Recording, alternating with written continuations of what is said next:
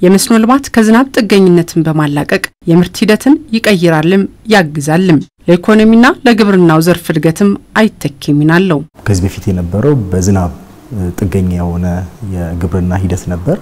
በሂደት ግን ይሄ በዝናብ ጥገኛ መሆኑ አንደኛ በግብርናው ዘመናዊ ከማድረግ አንፃር ምርታማነትን ከመጨመር አንፃር ገቢን ከማሳደግ አንፃር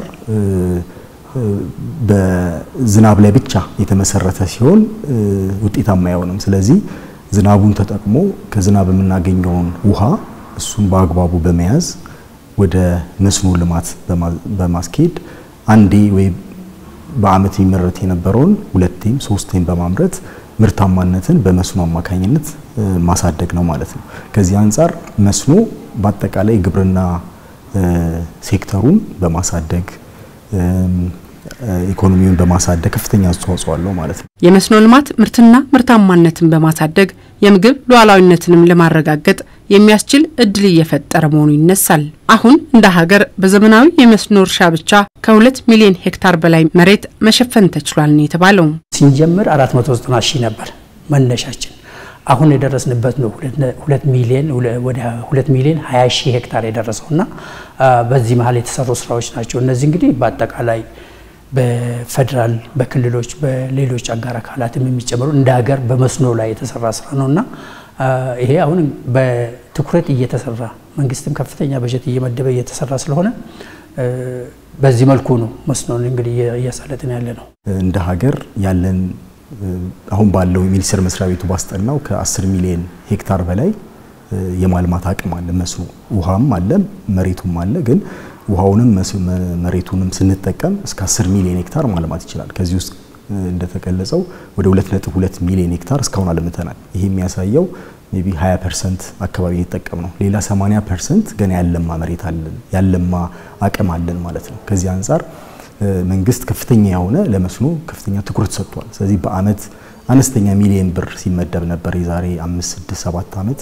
ግን አሁን በከፍተኛ በቢሊዮን የሚቆጠር በየአመቱ በጀት እየተመደበ ለመስኖ አጋዥ የሆኑ ስራዎች እየተሰሩ ነው ማለት ነው። ይሄ ማለት በቀጥታ የሚሆን በተዘዋዋሪ ግብርናውን እየደገፈ ነው ማለት ነው። በኢትዮጵያ በስንዴ ምርት እየተመዘገበ ለሚገኘው ውጤት የመስኖ ልማት ቀዳሚውን ቦታ ይይዛል ነው የተባለው። በጋ ስንዴ አምርተን ወደ ውጪ መላክ ለሀገር ውስጥ ኮንሰፕሽን መጠቀማችን የመስኖ ሚና ዋነኛው ነው ማለት እንችላለን። አስተዋጽኦ ብቻ ሳይሆን ዋነኛው ነው ማለት እንችላለን። ምክንያቱም በጋ ላይ የተመረተው አብዛኛው አሁን ስንዴ በተለይ ኤክስፖርትን ስናወራ በጋ ላይ የተመረተ ምርት ነውና መስኖ በጣም አስተዋጽኦ አድርጓል የሚል እንትን ነው ያለን አመለካከት ነው ያለንና በጣም ለውጥ አለ። አገሪቱ ያላት መስኖ በዘመናዊና በሰፋፊ መስኖ ብቻ ሊሸፈን አይችልም። እያንዳንዱን መሬት እያንዳንዱን የወንዝ ሀብት በመጠቀም ማልማት ነው። ስለዚህ አብዛኛው የበጋ ስንዴ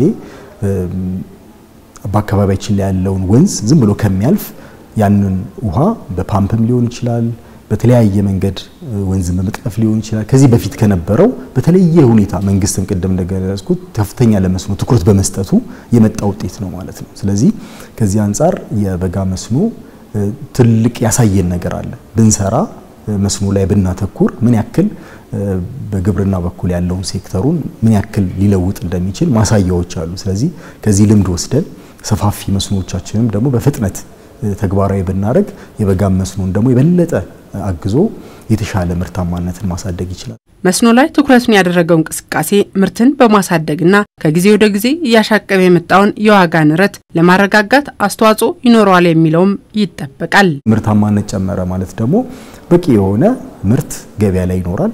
መቂ ገበያ ላይ ካለ ደግሞ ገበያውን የማረጋጋት ሁኔታ አለ። ሁለተኛ ደግሞ በቂ የሆነ ምርትና ምርት ከሆነ ብዙ ፋብሪካዎች ግብአት ያገኛሉ።